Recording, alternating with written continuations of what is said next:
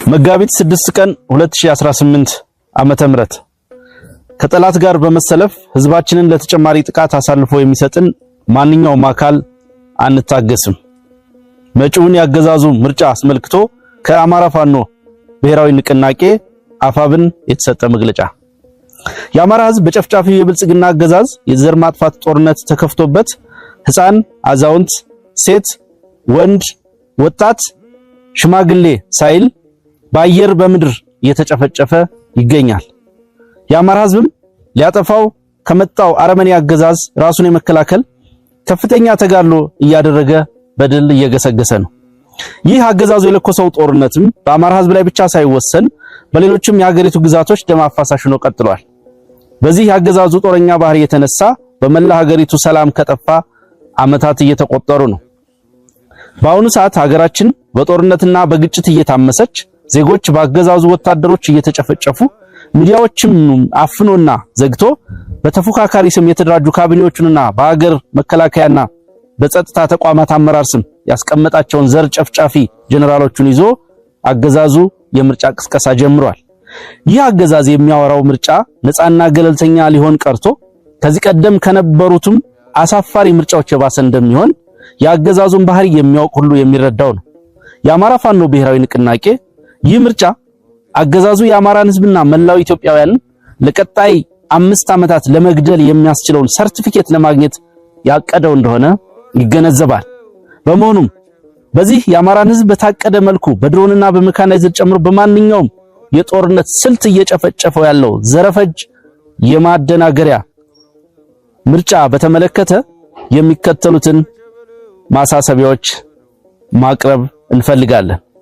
አንደኛ፣ ለፖለቲካ ፓርቲዎች በአሁኑ ወቅት የአማራ ህዝብ በታሪኩ አይቶት የማያውቅ የህልውና አደጋ ተጋርጦበት ይገኛል። ገዢው አገዛዝ በህዝባችን ላይ የከፈተው የጅምላ ጭፍጨፋና የዘር ማጥፋት ዘመቻ ዛሬም በከፋ መልኩ ቀጥሏል።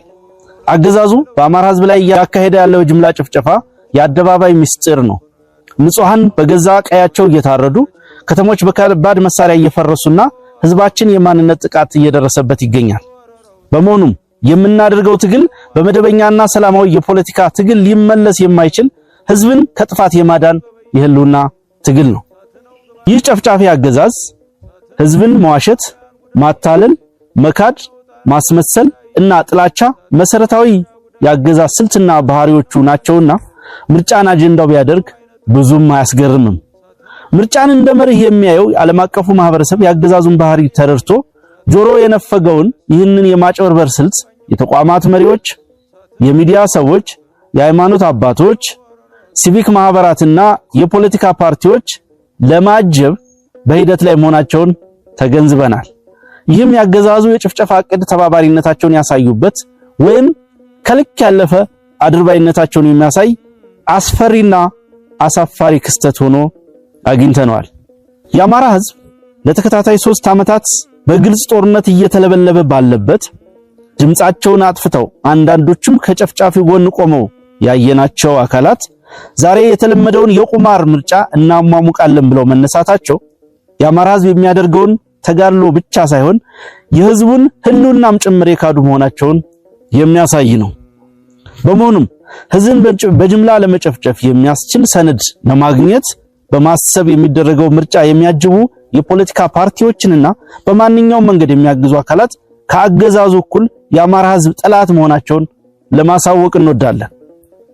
ስለሆነም አገዛዙ የሚያደርገው ምርጫ የኢትዮጵያን መሰረታዊ ችግር እንደማይፈታና ህዝብን ማደናገሪያ መሆኑን አውቃችሁ ከሂደቱ ራሳችሁን እንድታገሉ እየጠየቅን ጥያቄያችንን፣ ጥሪያችንን ወደ ጎን በመተው በዚህ የደም ድግስ ላይ አገዛዙን የማጀብና ዕውቅና የመስጠት ተግባራችሁን የምትቀጥሉ ከሆነ ከአገዛዙ እኩል እንደምናያችሁና እንደምንታገላችሁ እናሳስባለን።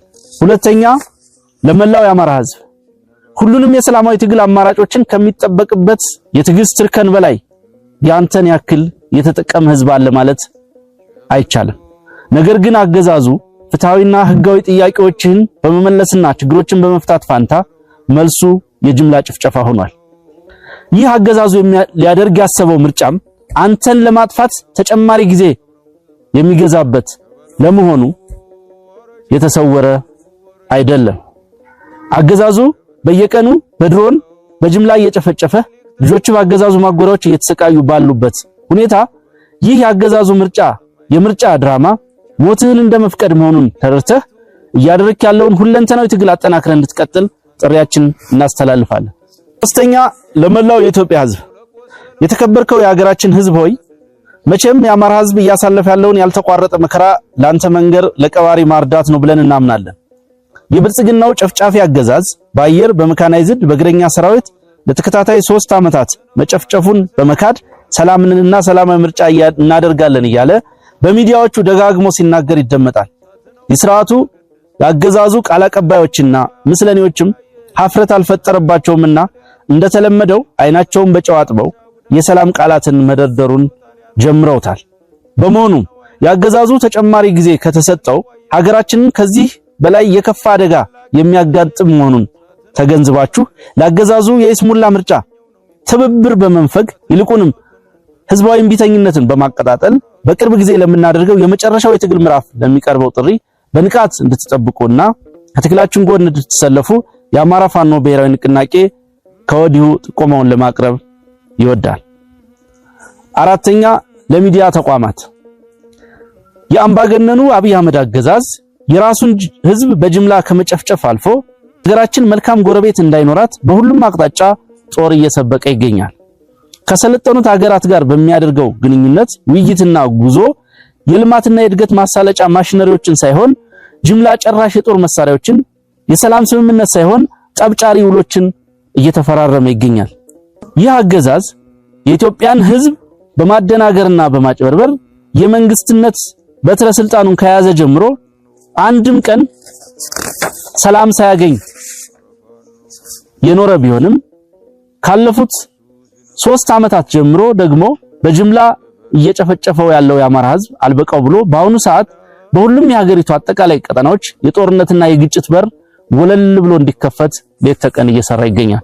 በመሆኑም ኢትዮጵያ ተራዛሚና አውዳሚ የዘር ማጥፋት ጦርነት በገባችበትና የአማራ ህዝብ ያለማቋረጥ ለ3 ዓመታት እየተጨፈጨፈ ባለበት ሰዓት ምርጫ ስለማድረግ አይደለም ማሰብ የማይቻል መሆኑን ተገንዝባችሁ ህዝብን ለማገልገል የተቋቋማችሁ የሚዲያ ተቋማት ሀገራችን በተለይም በአማራ ላይ ያለው ነባራዊ ሁኔታ ለዓለም ህዝብ እንድታደርሱ ለህሊናቸውና ለሙያቸው ክብር ሲሉ ከእውነት ጎን የሚቆሙ ምሁራንን በመጋበዝ አሁናዊ ሐቁን ሙያዊ ትንታኔ እንዲሰጡ በማድረግ ታሪካዊ ኃላፊነታችሁን እንድትወጡ የከበረ ጥሪያችንን እናስተላልፋለን።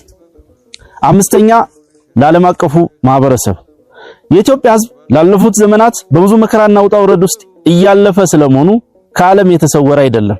አምባገነኑ አብይ አህመድ የሚመራው አገዛዝ ሀገሪቱን ወደ ባሰ መከራ ቀጠናውንም መውጫ ወደ ሌለው ትርምስ እየመራው ባለበት በአሁኑ ወቅት ምርጫ አድርጋለሁና ወቁልኝ የሚል ልፈፋ ለማደናገር የሚሄድበትን ርቀት የሚያሳይ መሆኑን ተገንዝባችሁ ቀጠናውን ለባሰ ቀውስና ትርምስ ከሚዳርግ ዜጎቹን ከጅምላ ስደትና እንግልት ከሚያጋልጥ ቋሚ መርሁ ቀውስና ትርምስ ጦርነትና ግጭት መሆኑን በገቢር እየገለጸ ካለው አገዛዝ ኢትዮጵያ ትድን ዘንድ ከአማራ ህዝብ የህልውና ትግል ጎን በመቆም የአገዛዝ ለውጥ በማድረግ የሽግግር ጊዜ እንዲመጣ ከጎናችን ትሆኑ ዘንድ የከበረ ጥሪያችንን እናስተላልፋለን።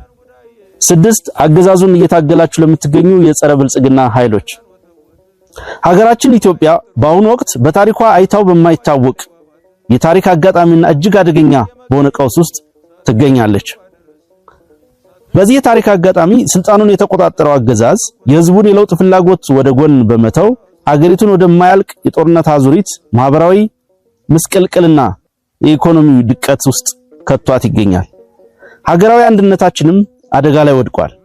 በመሆኑም ይህን ታሪካዊ ውድቀት ለመቀልበስና የኢትዮጵያን ውድቀት ለመታደግ ስር ነቀል የሥርዓት ለውጥ ማድረግ አማራጭ የሌለው ጉዳይ መሆኑን ተገንዝበን አገዛዙ ይህንን የማጭበርበሪያ ምርጫ አድርጎ ተጨማሪ የመግደያ ጊዜ ሳያገኝ በጋራ ሀገራዊ ዓላማ በመሰለፍ የተቀናጀ ስትራቴጂ በመንደፍ በአንድነት እንድንታገል ጥሪ እናስተላልፋለን።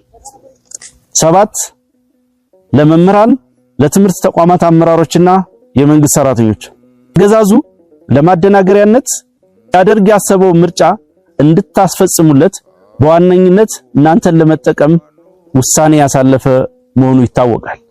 መምህራንና የመንግስት ሰራተኞች ከህብረተሰቡ ጋር በቅርበት የምትገኙ እንደመሆኑ መጠን በአሁኑ ወቅት በአማራ ህዝብ ላይ እየተደረገ ያለውን ደም አፋሳሽ ጦርነት ከናንተ በላይ የሚያውቅ የለም።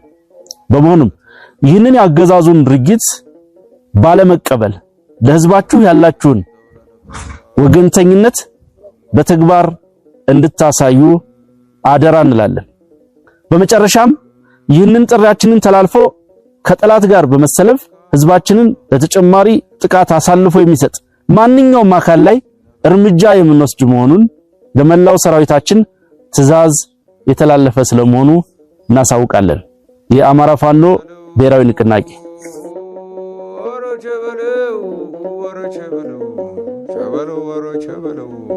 ሸበሎ ወንድ ልጅና ወታጠቂ በገመድ ሸበሎ ልሽና ሙራንጃ ቀብረው ዘመን ሸበሎ ወረ ሸበሎ ሸበሎ አለ ሸበሎ